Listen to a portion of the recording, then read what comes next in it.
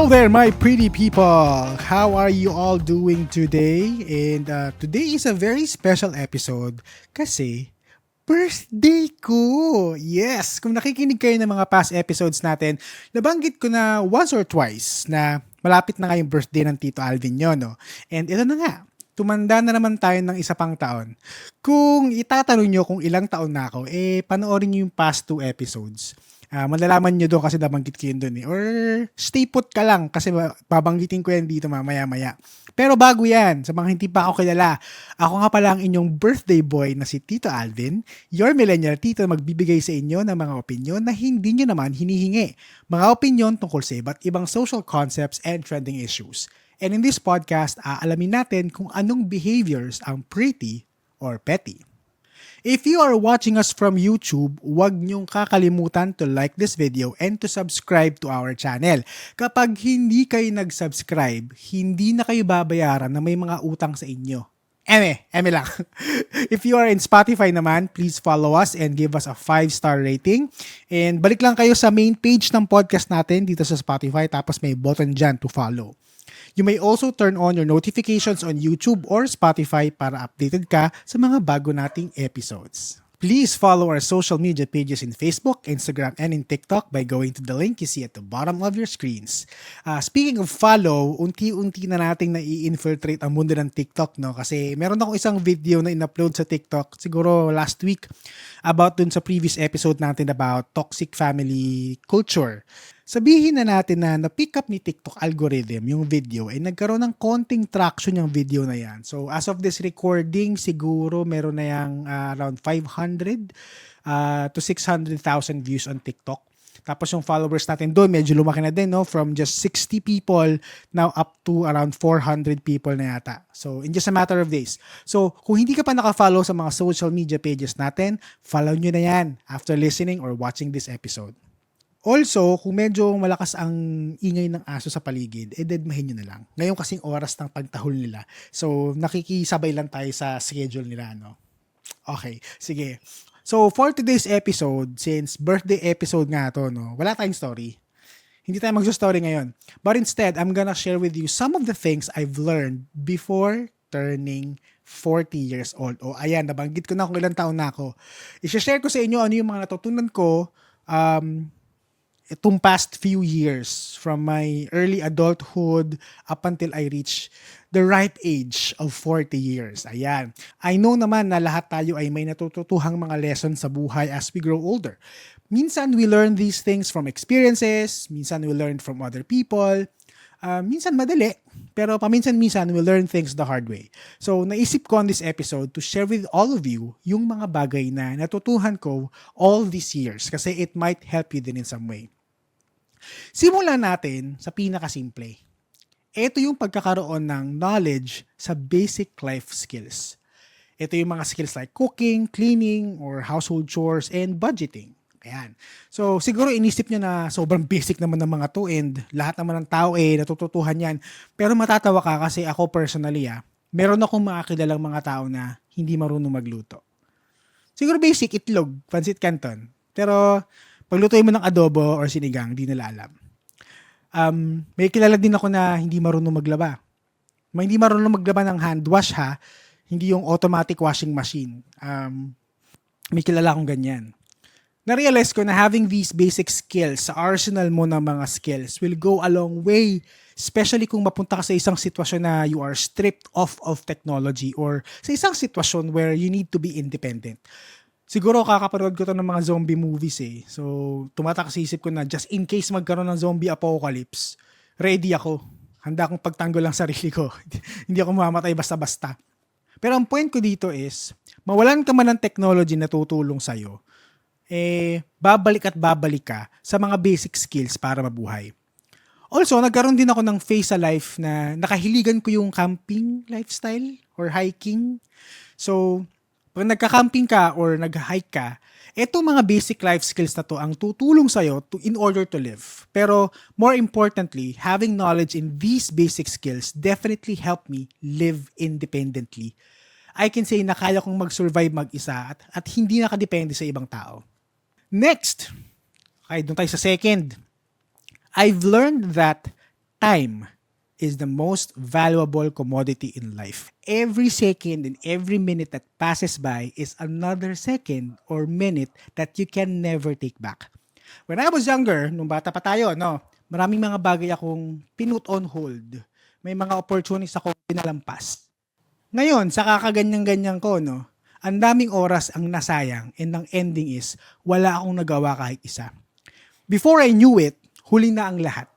Kaya ikaw, kung nakikinig ka and you are in your 20s or early 30s, kapag may naisip kang bagay na gusto mong gawin, whether personal yan or sa career or sa family mo, gawin mo na hanggat may oras ka pa.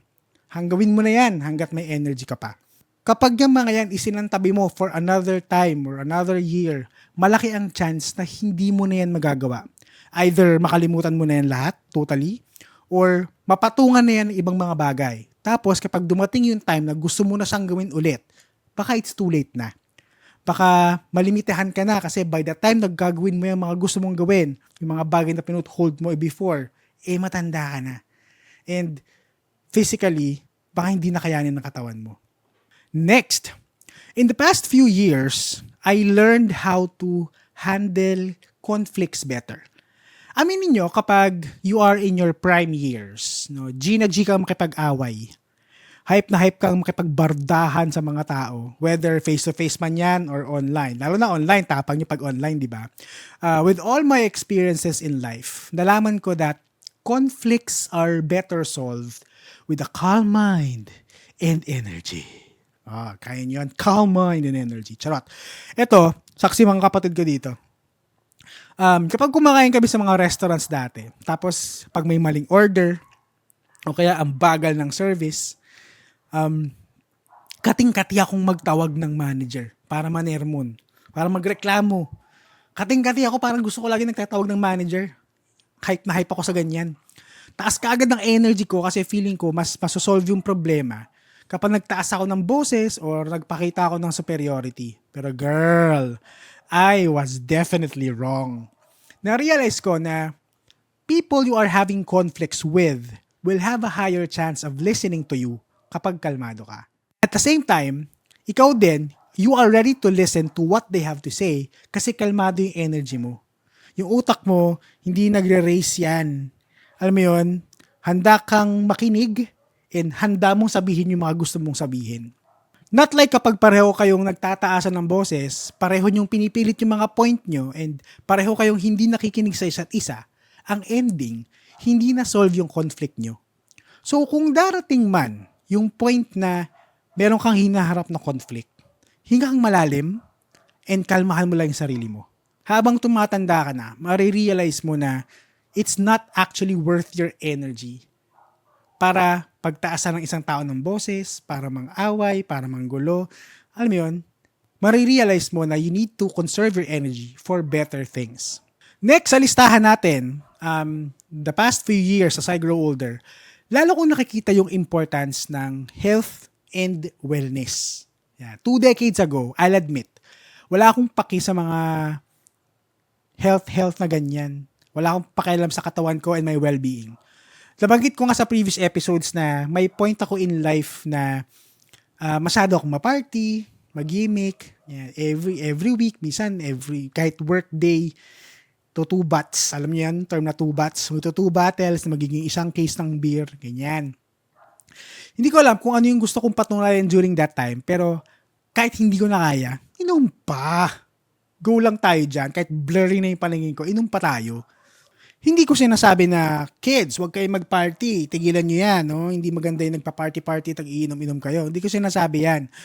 What I'm trying to say is that, while you are young, start forming that habit of taking care of yourself.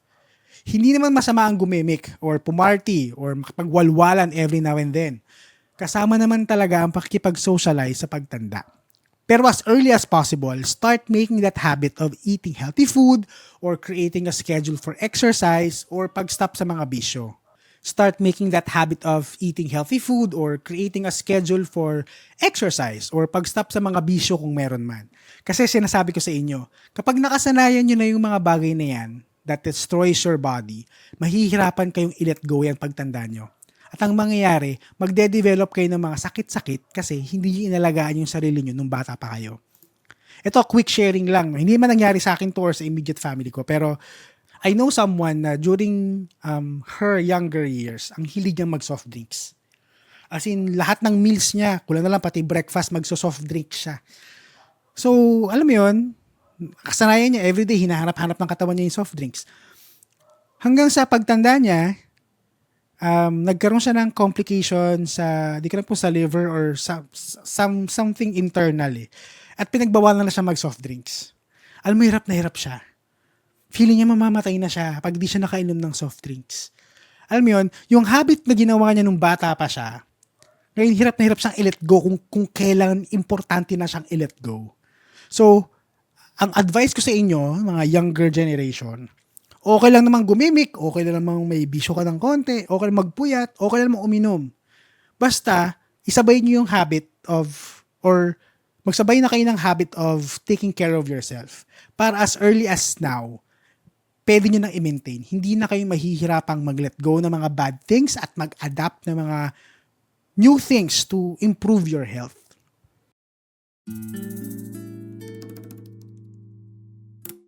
Celebrate small or big wins with your special ones. Come to Brew Brothers Cafe, located at Ascension Avenue, Lagro, Quezon City. Also available through GrabFood and Food Panda. Brew Brothers Cafe, your destination for celebration.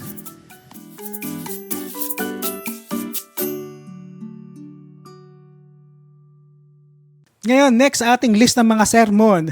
Kasi parang nagiging sermon na yung episode natin today.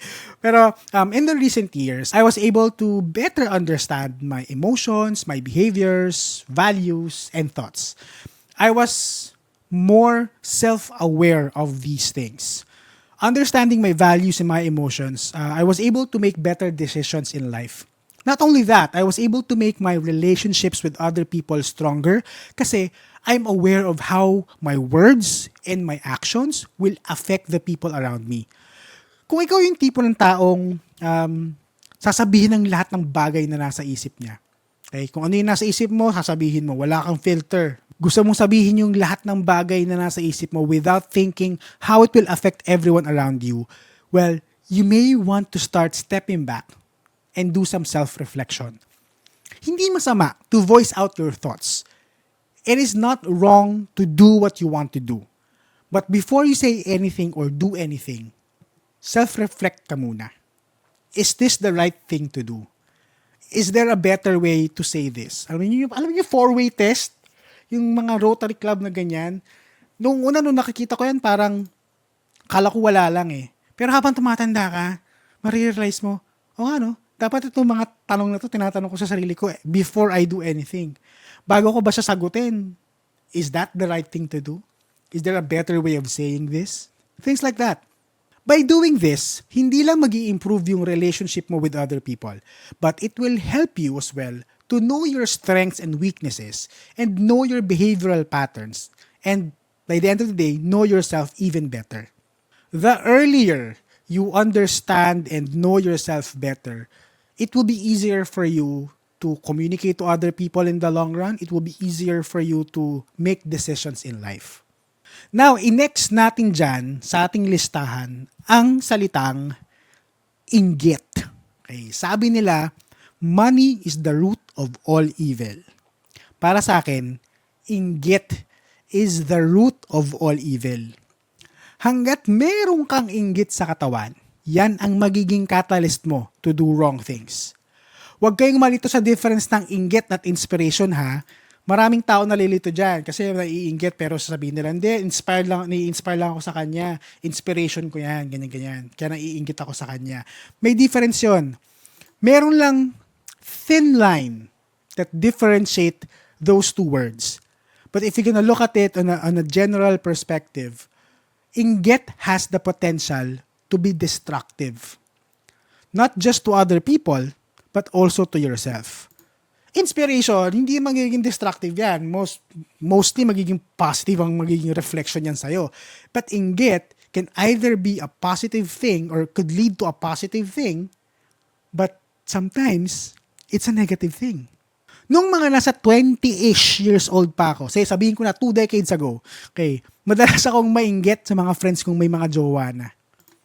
Inggit na inggit ako pag may jowa sila, nilalabas kami, tapos kakasama sila, ako parang third wheel, fifth wheel, mag-isa ako, inggit na inggit ako. Pero dahil sa inggit na yan, somehow na-develop ko yung pagkakaroon ko ng low self-esteem. Nagsimula akong tanungin yung sarili ko kung may mali ba sa akin? Bakit wala akong jowa? Baka may mali sa akin. Anong dapat kong baguhin sa sarili ko? Ba't sila may jowa na ako wala? Unti-unti bumaba yung self-esteem ko na feeling ko talaga there's something wrong with me kung bakit wala akong jowa during that time. Kino-compare ko yung sarili ko sa ibang tao. Tapos, nagde-develop ko yung inggit, which resulted for me having low self-esteem. Buti na lang, maaari din akong natuktukan sa ulo at nagising sa katotohanan na hindi ko kailangan mainggit. Wala akong dapat kainggitan. Ito madalas kong sinasabi sa sarili ko dati. Hindi ko alam kung sino nagsabi sa akin ito pero malaking tulong siya sa akin in a way. Kapag nag-start na akong makafeel ng inggit towards another person, ang sinasabi ko sa sarili ko, okay lang yan, parehas lang mabaho tayo namin. Kapag kasi naiinggit ka sa ibang tao, nilalagay mo yung sarili mo sa mas mababang level. Mas mataas sila, mas mababa ka. Ngayon kapag sinasabi kong parehas lang mabaho ang tayo namin, nilalagay ko yung sarili ko sa level kung saan parehas kami. Alam mo yun? Nagagets nyo? Dahil parehas mabaho ang tayo namin, walang mas mataas sa amin. Parehas lang kami. So dahil doon, somehow, nawawala yung inggit ko kasi meron kaming common thing sa isa't isa. So bakit kailangan ko mainggit? Diba? Now, after ko ma-realize na hindi ko kailangan mainggit sa taong yun, mas nakakabalik ako sa focus. Mas nabibigyan ko ng oras yung mga bagay na importante sa akin at yung mga bagay na kailangan kong gawin. Eto siguro isama na din natin sa list, no? In all these years, natutunan ko to have all the patience in the world. Yung panahon natin ngayon, it's now full of instant gratification. Halos lahat ng bagay pwede mo nang makuha in an instant. Ganun. Kailangan mo ng sagot sa isang specific question? GMG. Alam mo yung GMG? Google mo. Gutom ka, pero ayaw mo or tinatamad ka magluto. Pwede ka magpa-Grab or magpa-Food Panda. So, alam mo na, Grab, Food Panda, baka naman. Pero nagagets ba yung ibig ko sabihin? Karamihan ng mga bagay ngayon, pwede mong makuha in an instant. Kung hindi man instant, hindi mo kailangang paghirapan masyado or hindi mo kailangang maghintay ng sobrang tagal. Pero dahil din dito, mas umiiksi na ang patience ng mga tao kasi sanay na silang nakukuha nila lahat ng gusto nila in a very short period of time. So the moment na hindi nila makuha yung gusto nila within the time na ine-expect nila, magagalit yung mga yan, maiinis, may imberna. Guilty din naman ako dyan noon. You know, kapag nyari hindi ako makapag-withdraw sa ATM, sara ATM, and kailangan ko ng pera, no? So mag-over the counter ako. Nauubos ang pasensya ko sa kakahintay. Pero within the last few years, na-realize ko na kahit mainis ako sa paghihintay, hindi naman bibilis yung proseso eh. Bibilis ba yung paghihintay kapag nainis ako? Hindi naman eh. Same lang yung oras sa paghihintay ka. Gets nyo ba? O kunwari, magpapa-medical exam ka. So nag-fill out ka ng form, tapos hintay kang tawagan yung name mo.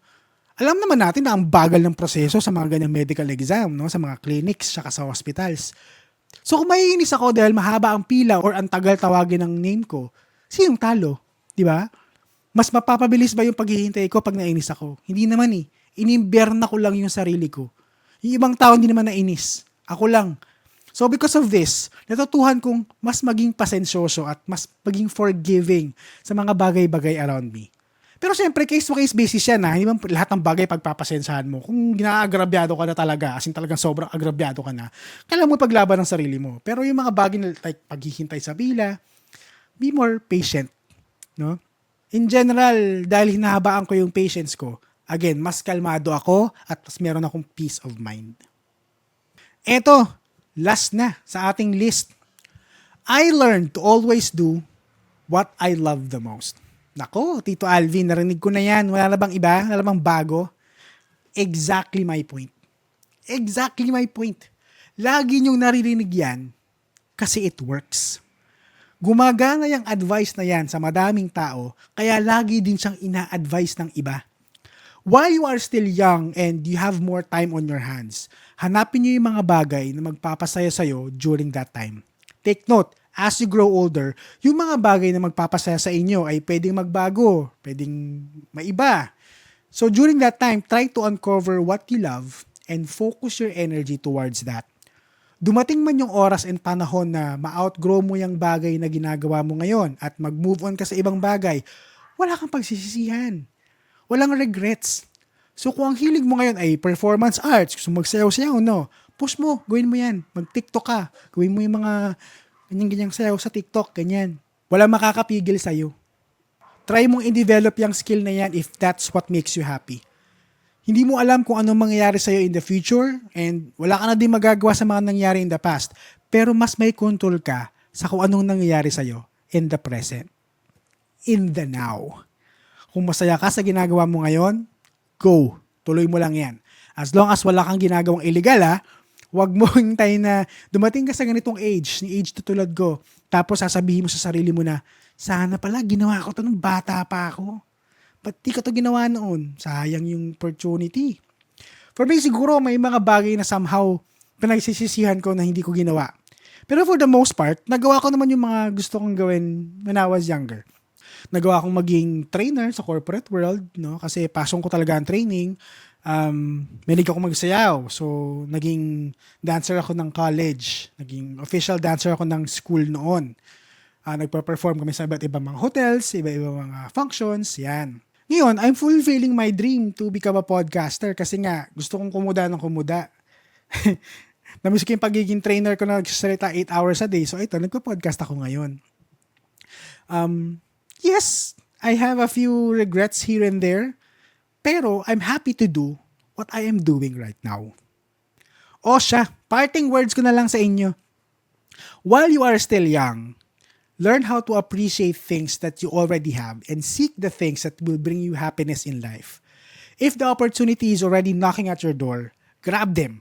Kasi kapag isinantabi mo yung mga yan, baka hindi na yan bumalik. Bumalik man yung mga opportunities na yan, baka it's too late na for you at pagsisihan mo na ang lahat. Speaking from a 40-year-old person like me, may mga bagay that I regretted when I was younger, pero may mga bagay din na I learned along the way. You, as a listener, as a viewer of this episode, malamang same tayo ng mga pinagdaanan, mga natututunan sa buhay. Pero posible din naman na may iba kang matutunan compared sa akin. So take each day as a learning experience. Kasi hindi mo na mababalik yung past. Kung ano man ang natutunan mo today, treasure that. Kasi dadalhin mo yan hanggang sa pagtanda mo.